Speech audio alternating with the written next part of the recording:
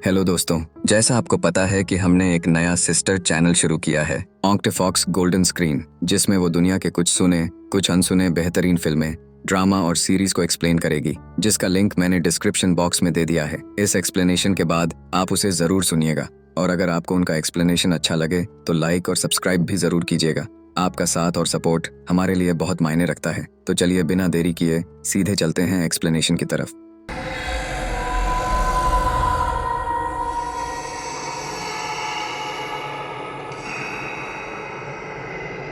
Film की शुरुआत 2015 से होती है, जहां हम एलिस नाम की एक औरत को देखते हैं जिसके शरीर को एक माध्यम बनाया गया था ताकि उन भटकी हुई आत्माओं को स्वर्ग में जगह मिल सके जो इस दुनिया में भटक रही है। तभी पादरी एक एक करके उन पापियों के नाम पढ़ना शुरू करता है और हर नाम के बाद एलिस को पानी में डुबो देता है। तभी वहाँ एल्मा नाम की एक औरत आती है और उन्हें एक और नाम देती है। वो नाम पढ़ने से पहले पादरी चेतावनी देता है कि ऐसा करना खतरनाक हो सकता है, लेकिन एल्मा कहती है कि ये नाम गांव के बुजुर्गों ने सुझाया है, इसलिए इसे जरूर पढ़ना होगा। मजबूर होकर पादरी लारू नाम बोल देता है। जैसे ही ये नाम लिया जाता है, वहां जल रही सारी मोमबत्तियां एक साथ बुझ जाती हैं और कोई अदृश्य ताकत एलिस को पानी के अंदर खींच लेती है। पादरी पूरी कोशिश करता है लेकिन उसे बाहर नहीं निकाल पाता। घबराई हुई एलिस पानी के भीतर एक डरावनी आत्मा को देखती है जो अपना शैतानी हाथ उसके मुंह के अंदर डाल देती है। कुछ ही पल बाद एलिस किसी तरह पानी से बाहर निकलती है और जोर जोर से मदद के लिए चीखने लगती है। इसके बाद कहानी सीधे 10 साल आगे बढ़ जाती है और हम एलिस को एक पेंटिंग बनाते हुए देखते हैं और तभी पता चलता है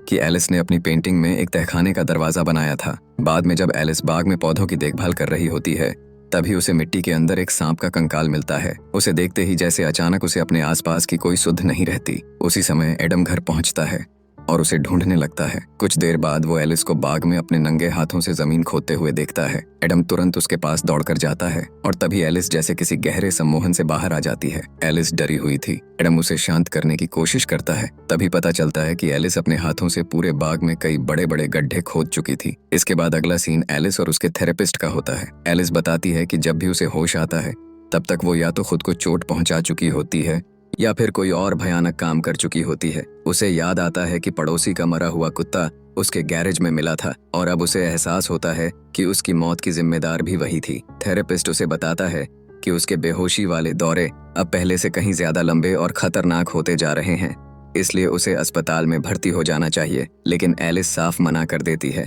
थेरेपिस्ट समझाता है कि चर्च में बिताए गए उसके अतीत की दर्दनाक यादें उसके दिमाग ने दबा दी हैं। एलिस कहती है कि उसे कुछ छोटी छोटी बातें तो याद हैं, लेकिन किसी का चेहरा, नाम या वहाँ के लोग याद नहीं आते। थेरेपिस्ट बताता है कि यही अधूरा सदमा अब बार बार उसके ब्लैकआउट की वजह बन रहा है और बाहर निकलने की कोशिश कर रहा है। फिर वो एक अलग तरह की थेरेपी की सलाह देता है। वो बताता है कि उसे एलिस के पुराने चर्च के कुछ हीलर्स मिले हैं जो हेवनटन के बाहर रहते हैं। उसका कहना था कि अगर एलिस सच में ठीक होना चाहती है तो उसे उसी चर्च में वापस जाकर अपने डर और अतीत का सामना करना होगा। बाद में जब एडम को इस बारे में पता चलता है तो वो एलिस को वहां भेजने के सख्त खिलाफ होता है, लेकिन एलिस के जिद करने पर आखिरकार वो मान जाता है और कहता है कि वो उसे अकेले इस मुश्किल का सामना कभी नहीं करने देगा, इसलिए वो भी उसके साथ जाएगा। उसी रात अचानक की किसी चीज के गिरने की आवाज सुनकर एडम की नींद खुल जाती है। वो नीचे जाकर देखता है जहां एक कमरे की लाइट बार बार अपने आप जल बुझ रही होती है। जब एडम उस कमरे में पहुंचता है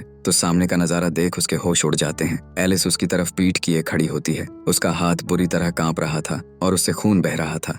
तभी वो रोते हुए कहती है कि अब उससे ये सब और बर्दाश्त नहीं होता। एडम तुरंत उसे गले लगा लेता है और उसे संभालने की कोशिश करता है। अगली सुबह वे चर्च के लिए निकलने की तैयारी कर होते हैं। तभी एलिस की सबसे अच्छी दोस्त ग्वेन भी उनके साथ चलने का फैसला करती है। रास्ते में उन्हें 4 औरतें मिलती हैं जिनकी कार खराब होकर सड़क किनारे खड़ी थी। एडम उनकी मदद करना चाहता था, लेकिन एलिस उसे मना कर देती है। जैसे ही उनकी गाड़ी आगे बढ़ती है वो चारों औरतें बिना कुछ कहे बस एलिस को घूरती रहती हैं। इसके बाद कहानी मदर एल्मा की तरफ बढ़ती है, जहाँ उसका बेटा हीरम उसके पास आता है और बताता है कि उनके पास एक नया मरीज आया है, लेकिन एल्मा साफ कह देती है कि अब वो इस तरह का काम नहीं करते। तभी हीरम बताता है कि वो मरीज कोई और नहीं बल्कि एलिस है। वो कहता है कि उसे आज भी एलिस अच्छी तरह याद है क्योंकि वो बहुत ही दयालु और मासूम लड़की थी। उसका मानना था कि अगर एलिस मुसीबत में है तो उन्हें उसकी मदद जरूर करनी चाहिए। एल्मा गुस्से में कहती है कि हीरम ने वही किया था जो स्वर्गीय पिता का आदेश था और एलिस को यहाँ किसी भी तरह की मदद नहीं मिलेगी। दूसरी तरफ एलिस, एडम और ग्वेन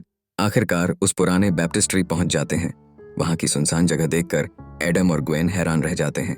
वे पूछते हैं कि ये जगह इतनी वीरान क्यों है। तब एलिस बताती है कि कभी यहाँ पास से एक नदी बहती थी, लेकिन साल 1910 में आई भयानक बाढ़ ने सब कुछ बहा दिया था। सिर्फ यही बैप्टिस्ट्री बची रह गई थी। जैसे ही वो लोग अंदर जाते हैं, एलिस का सामना उसी जगह से होता है जहां सालों पहले उसका बैप्टिज्म हुआ था। इसी बीच बाहर एडम की नजर एक बंद तहखाने के दरवाजे पर पड़ती है। वो उसे खोलने की कोशिश करता है, लेकिन नाकाम रहने पर उस बात को फिलहाल नजरअंदाज कर देता है। अंदर ग्वेन बैप्टिज्म वाले कुंड के बारे में पूछती है। तब एलिस बताती है कि इसी जगह ऐसे रिचुअल्स किए जाते थे जहां पादरी और नन एक जिंदा इंसान को माध्यम बनाकर पापी आत्माओं को शांति दिलाने की कोशिश करते थे। ग्वेन पूछती है कि क्या उसे अपने बचपन की कोई बात याद है। एलिस कहती है कि उसे कुछ धुंधली यादें याद तो हैं। उसे याद है कि उसके पिता समुदाय में ऊंचे पद पर थे, इसलिए बहुत सख्त स्वभाव के थे, जबकि उसकी माँ हमेशा उनके हर फैसले के आगे चुपचाप सिर झुका देती थी। एलिस बताती है कि उसे आखिरी बार जो बात साफ साफ याद है वो है उसका बैप्टिज्म, लेकिन आज भी उसे वहां मौजूद किसी भी इंसान का चेहरा याद नहीं है।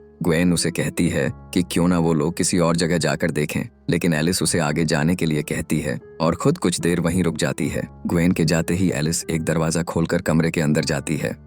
वहां दीवार पर बना एक दिल का निशान देखकर वो ठिठक जाती है, जिसके अंदर उसका और क्लारा नाम की एक लड़की का नाम लिखा होता है। पास ही उसे एक डिब्बा मिलता है जिसमें उसकी और क्लारा की एक पुरानी तस्वीर रखी थी। जैसे ही वो तस्वीर देखती है, उसकी यादें लौटने लगती हैं। उसे एहसास होता है कि वो दोनों एक दूसरे के बेहद करीब थे और एक दूसरे से गहरा प्यार करते थे। प्रेजेंट टाइम में लौटकर एलिस उस डिब्बे को अपने साथ ले जाने लगती है। तभी उसे अचानक महसूस होता है कि कमरे में कोई और भी मौजूद है। वो घबराकर पीछे मुड़कर देखती है, लेकिन वहाँ कोई नहीं होता। तभी बाहर से एडम उसे आवाज देता है। एलिस बाहर आकर क्लारा की तस्वीर एडम और ग्वेन को दिखाती है। दोनों कहते हैं कि यहाँ आना उनके लिए सही फैसला था। तभी एलिस की नजर पास पड़े एक टूटे हुए झूले पर पड़ती है और वो उसकी तरफ बढ़ जाती है। उस रात जब ग्वेन और एडम बाहर अपना कैंप लगाने में लगे होते हैं, तभी वहाँ एक कार आकर रुकती है। उसमें से हीरम और एल्मा बाहर निकलते हैं। हीरम को देखते ही एलिस समझ जाती है कि यही वो इंसान है जिसके बारे में उसके थेरेपिस्ट ने बताया था। हीरम एलिस से पूछता है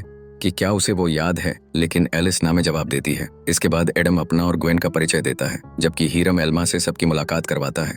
फिर वो कहता है कि उन्हें अंदर कुछ तैयारियां करनी है, उसके बाद वो सबको बुलाएंगे। कुछ देर बाद एलिस हीरम और एल्मा के साथ बैठी होती है। एलिस बताती है कि उसे बस इतना याद है कि बैप्टिज्म के समय पानी बहुत ठंडा था और कोई एक एक करके नाम पढ़ रहा था। वो कहती है कि उसके ये ब्लैकआउट अब उसकी पूरी जिंदगी बर्बाद कर रही है। हीरम उसे भरोसा दिलाता है कि उसे ठीक करने के लिए वो अपनी तरफ से हर संभव कोशिश करेगा। इसके बाद हीरम एक खास तरह का तरल तैयार करने लगता है, जबकि पास ही एल्मा कोई रिचुअल कर रही होती है। हीरम बताता है कि ये डटूरा से बनी दवा एक बेहद शक्तिशाली मतिभ्रम पैदा करने वाली औषधि है, जो उन्हें एक अलग अवस्था में ले जाएगी। वो सभी को समझाता है कि इस यात्रा पर जाने से पहले उन्हें अपने मन को साफ रखना होगा कि वो अपने बारे में आखिर क्या जानना चाहते हैं। जब एडम पूछता है कि इस दवा का असर कितनी देर तक रहेगा, तो हीरम बताता है कि इसका प्रभाव कई घंटों तक रहेगा, लेकिन सुबह होने तक सब कुछ नॉर्मल हो जाएगा। इसके बाद एडम और एलिस वो मिश्रण पी लेते हैं। दवा पीते ही एलिस को तेज उल्टी हो जाती है और कुछ ही देर में दोनों पर उसका असर दिखने लगता है। हीरम उन्हें समझाता है कि दवा को रेजिस्ट मत करो, बल्कि इसकी बात सुनो, इसकी दुनिया में जाओ और वहां मौजूद आत्माओं के साथ साथ भगवान से भी बात करने की कोशिश करो। एलिस घबराकर कहती है कि उसकी तबीयत बहुत खराब लग रही है और पूछती है कि उसे आखिर क्या महसूस होना चाहिए। हीरम बताता है कि हर इंसान का अनुभव अलग होता है। किसी को बेहद खुशी महसूस होती है, किसी को बेचैनी घेर लेती है, तो किसी को ऐसा लगता है जैसे कोई भयानक अनहोनी होने वाली हो। तभी एडम घबराकर कहता है कि वो ये सब नहीं कर सकता। दूसरी तरफ एलिस अचानक जोर जोर से हंसने लगती है। हीरम उन्हें अपने सामने आने वाले दृश्यों और भावनाओं को अपनाने के लिए कहता है। तभी एलिस खड़ी होती है। अगले ही पल उसे ऐसा दिखाई देता है कि पूरा फर्श फूलों से ढक गया है। तभी उसके सामने क्लारा के साथ बिताए खूबसूरत पल लौट आते हैं। तभी उस विशन में क्लारा मुस्कुराकर कहती है, वो आ रही है। एलिस हैरानी से पूछती है, कौन? जिस पर क्लारा जवाब देती है, मैं तुम्हें खुद दिखाऊंगी। एलिस घबराकर पूछती है, क्या दिखाओगी? इस पर क्लारा मुस्कुराते हुए कहती है, सब कुछ। तभी अचानक एलिस प्रेजेंट टाइम में लौट आती है और जोर से उल्टी कर देती है। एल्मा एलिस को लिटाती है और उसकी उल्टी से ही उसके पेट पर एक रहस्यमयी निशान बनाते हुए कहती है कि वो स्वर्गीय पिता का चुना हुआ माध्यम है। इसके बाद वो अपने सिर से बालों का एक गुच्छा उखाड़कर एलिस के ऊपर रखती है और जोर से दबाते हुए कहती है कि जो भी उसके अंदर है उसे बाहर निकालना ही होगा। फिर एल्मा अपना हाथ एलिस के मुंह के अंदर डालती है और धीरे धीरे कुछ खींचने लगती है। कुछ ही पल बाद वो खून से सनी हुई बालों की एक मोटी चोटी बाहर निकाल लेती है। दर्द से एलिस जोर से चीख उठती है। जैसे ही एल्मा उस चोटी को दूर फेंकती है, उसी पल वहां जल रही सारी मोमबत्तियां अचानक अपने आप बुझ जाती हैं। एलिस घबरा कर उठ बैठती है और देखती है कि उस चोटी के चारों तरफ धीरे धीरे खून का एक तालाब बन रहा है। लेकिन हैरानी की बात यह थी कि वो खौफनाक मंजर सिर्फ उसी को दिखाई दे रहा था, बाकी किसी को कुछ भी अजीब महसूस नहीं होता। तभी उस खून के तालाब में से एक हाथ धीरे धीरे बाहर निकलने लगता है। ये देखकर एलिस डर के मारे कांप उठती है और चीख कर कहती है कि उसके अंदर कोई मौजूद है। अगले ही पल उस खून में से एक काली डरावनी परछाई बाहर आने लगती है, जिसे देखकर एलिस बुरी तरह सहम जाती है। लेकिन तभी अचानक वो डरावनी परछाई गायब हो जाती है और सब कुछ फिर से पहले जैसा नॉर्मल हो जाता है। कुछ देर बाद एलिस हीरम और एल्मा का शुक्रिया अदा करती है, लेकिन एल्मा ठंडे लहजे में उन्हें तुरंत वहां से चले जाने के लिए कह देती है। उनके जाने के बाद एल्मा हीरम से कहती है कि उस जगह पर कोई भयानक बुराई मौजूद है और उसका सामना करना अब उसी की किस्मत में लिखा है। इतना कहकर वो वहां से चली जाती है। उसी दिन बाद में जंगल के बीच एलिस चाय पीते हुए बेहद खुश नजर आती है। एडम और ग्वेन आपस में बात कर रहे होते हैं। तभी एलिस मुस्कुराते हुए उनके पास आती है। वो कहती है कि उसे ऐसा लग रहा है जैसे सालों से उसके अंदर दबा हुआ कोई भारी बोझ, जो हर वक्त उसे डर और बेचैनी में रखता था, आखिरकार खत्म हो गया हो। एडम इस खुशी का जश्न मनाने का सुझाव देता है और एलिस भी तुरंत मान जाती है। जश्न के दौरान एलिस बताती है कि डटूरा की दवा ने उसकी कई भूली हुई यादें वापस लौटा दी हैं। फिर वो क्लारा के बारे में बताती है। वो कहती है कि क्लारा एक बिशप की बेटी थी और उनके बीच का रिश्ता सिर्फ दोस्ती तक सीमित नहीं था। उसे पूरा यकीन था कि वो दोनों एक दूसरे से सच्चा प्यार करते थे। ये सुनते ही एडम उसका मजाक उड़ाने लगता है। वो ताना मारते हुए कहता है कि शायद यही वजह है कि एलिस उसके करीब आने से हमेशा कतराती रही है। एलिस उसे कहती है कि इस बारे में बाद में बात करेंगे, लेकिन एडम यही नहीं रुकता। वो इशारों इशारों में कह देता है कि शायद इसी रिश्ते की वजह से उसे चर्च से निकाल दिया गया था। एडम की ये बातें सुनकर एलिस का दिल टूट जाता है। गुस्से और दुख में वो अकेले ही जंगल की तरफ चली जाती है। चलते चलते उसे क्लारा के साथ बिताए पुराने पल याद आने लगते हैं। यादों में क्लारा उसे एक पत्थर दिखाती है जिस पर सांप का निशान बना हुआ था। प्रेजेंट टाइम में भी एलिस को वही पत्थर मिल जाता है। फिर पास ही उसे एक छोटा सा डिब्बा मिलता है जिसके अंदर एक चाबी रखी होती है। तभी एडम वहां पहुंचता है और अपने बर्ताव के लिए माफी मांगने लगता है, लेकिन एलिस का पूरा ध्यान उस सांप वाले पत्थर पर ही टिका रहता है। अगले ही पल वो अचानक एडम को चूम लेती है और दोनों जंगल के बीच एक दूसरे के बेहद करीब आ जाते हैं। दूसरी तरफ ग्वेन सामान समेट रही होती है। तभी उसकी नजर एक औरत पर पड़ती है जो बैप्टिस्ट्री के अंदर जाती है। शक होने पर ग्वेन भी उसके पीछे अंदर चली जाती है। खोजते खोजते वो उसी कमरे तक पहुंचती है जहां दीवार पर एलिस और क्लारा के नाम खुदे हुए थे। तभी उसे वहां कुछ अजीब सा महसूस होता है और वो एक माचिस जलाती है। उस माचिस की रोशनी में वो देखती है कि उन दोनों नामों के ठीक नीचे एक सांप का निशान भी बना हुआ है। तभी अचानक कमरे का दरवाजा जोर से बंद हो जाता है और माचिस की लौ भी बुझ जाती है। ग्वेन घबराकर दरवाजा पीटने लगती है और मदद के लिए चीखने लगती है। वो दूसरी माचिस जलाती है, लेकिन वो भी तुरंत बुझ जाती है।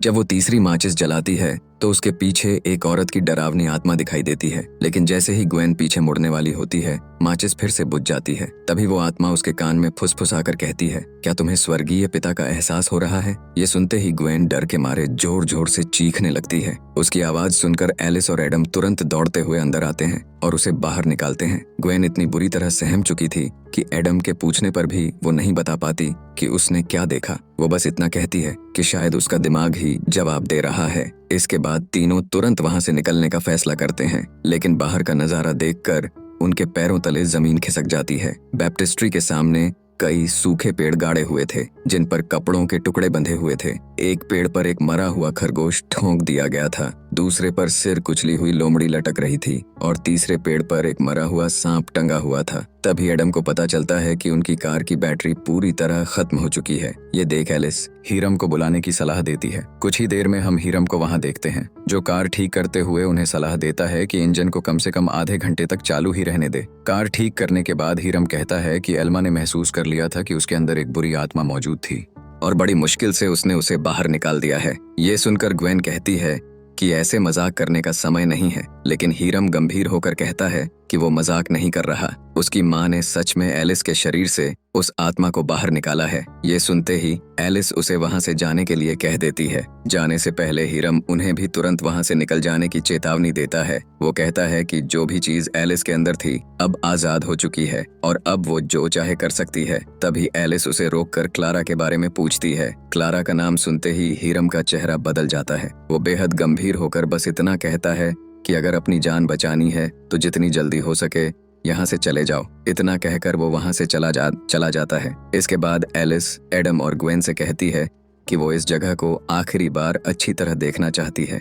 ग्वेन उसे तुरंत निकलने के लिए कहती है, लेकिन एलिस याद दिलाती है कि कार की बैटरी अभी भी चार्ज हो रही है। वो कहती है कि जाने से पहले उसे हर हाल में ये पता लगाना है कि आखिर क्लारा के साथ हुआ क्या था। दूसरी तरफ एल्मा आईने के सामने बैठकर खुद को तैयार करती है, फिर भगवान से प्रार्थना करते हुए कहती है कि जो वो करने जा रही है उसके लिए उसे माफ कर दिया जाए। जिसके बाद वो एक कुर्सी पर खड़ी हो जाती है।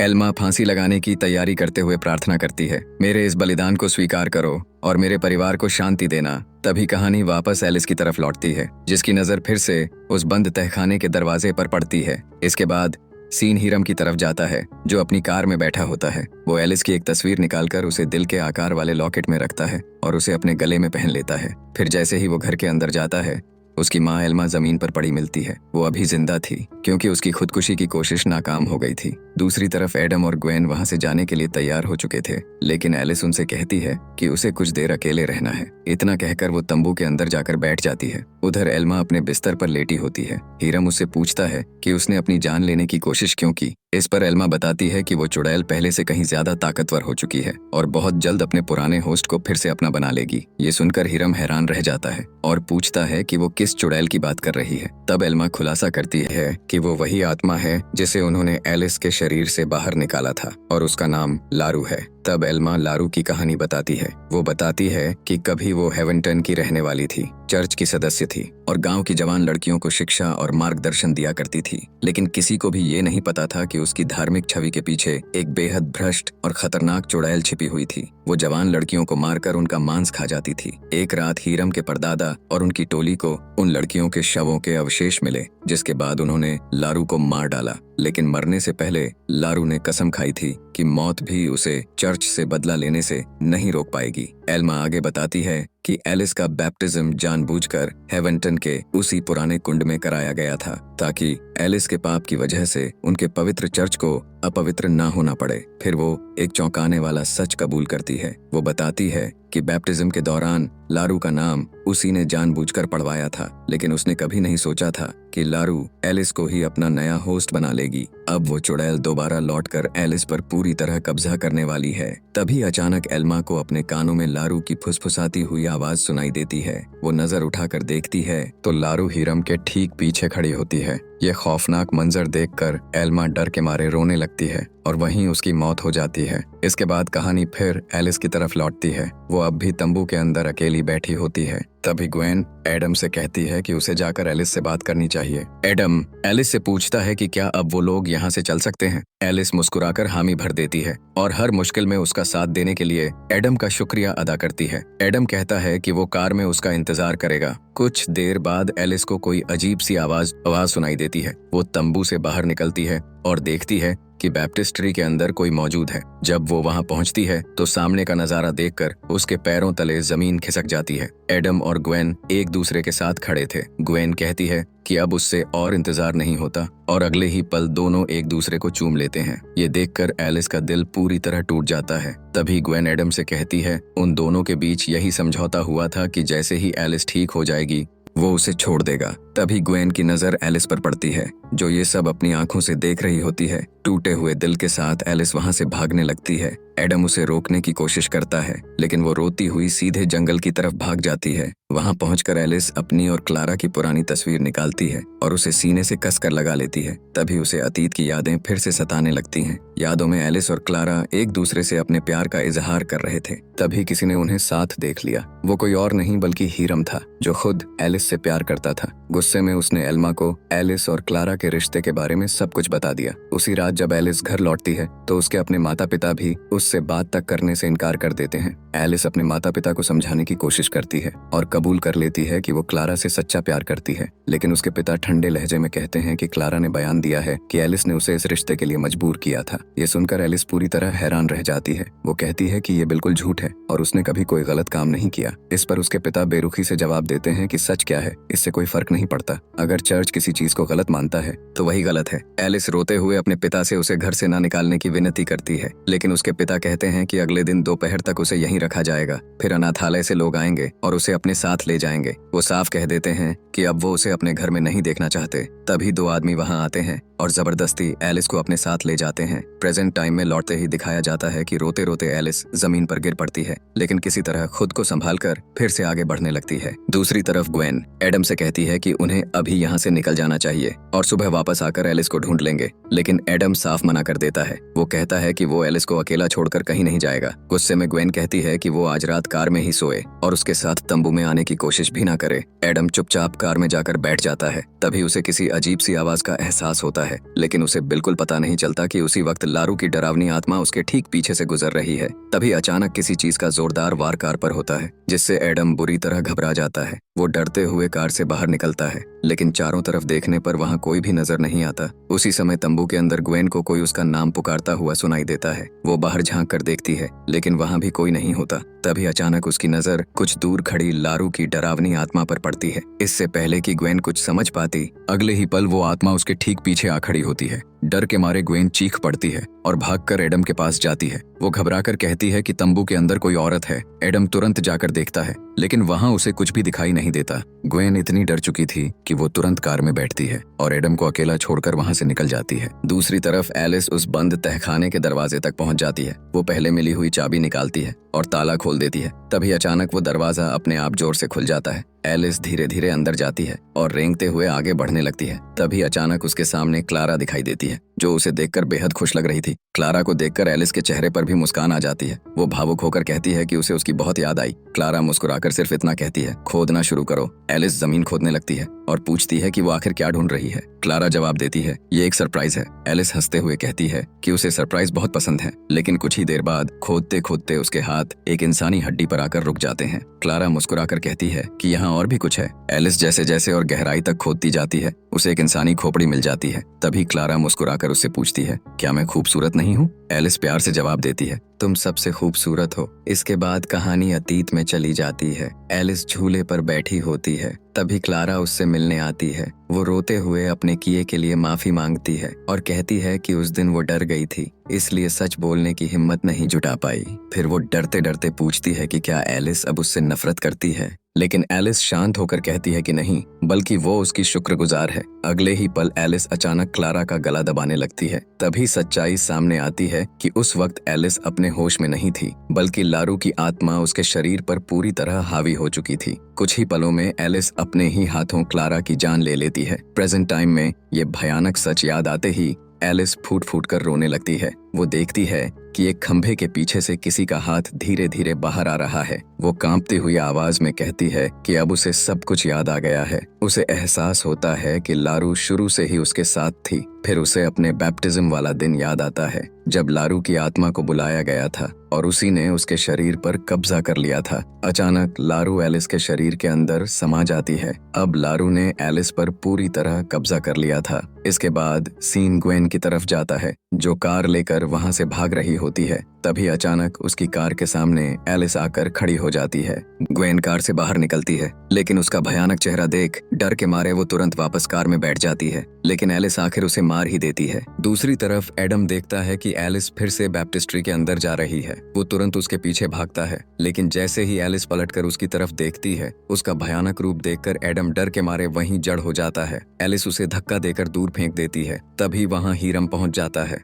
एलिस डरावनी आवाज में कहती है, शरीर से शरीर जन्म लेता है और आत्मा से आत्मा। उसके इतना कहते ही बैप्टिज्म का पूरा कुंड धीरे धीरे खून से भरने लगता है। एडम वहां से भागने की कोशिश करता है, लेकिन तभी दरवाजा जोर से बंद हो जाता है। हीरम हाथ जोड़कर लारू से एलिस की जान बख्श देने की गुहार लगाता है, लेकिन वो उसकी एक भी बात नहीं सुनती। तभी उसकी नजर हीरम के गले में पड़े उस दिल के आकार वाले लॉकेट पर पड़ती है। वो उसे झटके से तोड़कर दूर फेंक देती है और उसका काम तमाम कर देती है। एडम घबराकर दरवाजा खोलने की पूरी कोशिश करता है, लेकिन वो दरवाजा नहीं खुलता। तभी उसकी नजर एलिस पर पड़ती है, जो हीरम की लाश को नोच नोच कर खा रही होती है। ये खौफनाक मंजर देखकर एडम के होश उड़ जाते हैं। तभी एलिस धीरे धीरे उसकी तरफ बढ़ने लगती है। डर के मारे एडम पूरी तरह टूट जाता है। वो घुटनों के बल बैठकर कांपती हुई आवाज में कहता है, एलिस, मैं तुमसे प्यार करता हूँ। ये सुनकर लारू के कब्जे में आ चुकी एलिस उसकी तरफ देखकर मुस्कुराती है और ठंडे लहजे में जवाब देती है, मैं तुमसे उससे भी ज्यादा प्यार करती हूँ। अगले ही पल वो अपनी भयानक ताकत से एडम का सिर कुचल देती है। इसके बाद फिल्म का आखिरी सीन दिखाया जाता है, जहां लारू के पूरी तरह कब्जे में आ चुकी एलिस जलते हुए बैप्टिज्म कुंड के सामने खड़ी मुस्कुरा रही होती है। उसके चेहरे की वो डरावनी मुस्कान साफ बता रही थी कि अब एलिस हमेशा के लिए खत्म हो चुकी है। 1 महीने बाद दिखाया जाता है कि लारू अब पूरी तरह एलिस की जिंदगी जी रही है। वो एक दूसरे चर्च में मैट्रन बनकर रहने लगी थी। तभी वहाँ कई जवान लड़कियां अंदर आती हैं और एलिस उनके पीछे पीछे चर्च के भीतर चली जाती है। अंदर जाने से पहले वो उन सबको अजीब सी मुस्कान के साथ आशीर्वाद देती है और फिर दरवाजा बंद कर देती है। मतलब अब वो एक बार फिर अपने खौफनाक और शैतानी रिचुअल्स की शुरुआत करने वाली है। इसी डरावने मोड़ के साथ फिल्म खत्म हो जाती है। दोस्तों, अगर आपको ये एक्सप्लेनेशन अच्छी लगी हो तो इसे लाइक कर देना, और अगर अभी तक सब्सक्राइब नहीं किए हो तो सब्सक्राइब भी कर देना। इसी के साथ ये फिल्म यहीं एंड हो जाती है। तो चलिए मिलते हैं ऐसी ही एक दूसरी एक्सप्लेनेशन में, जहां डर का बसेरा हो।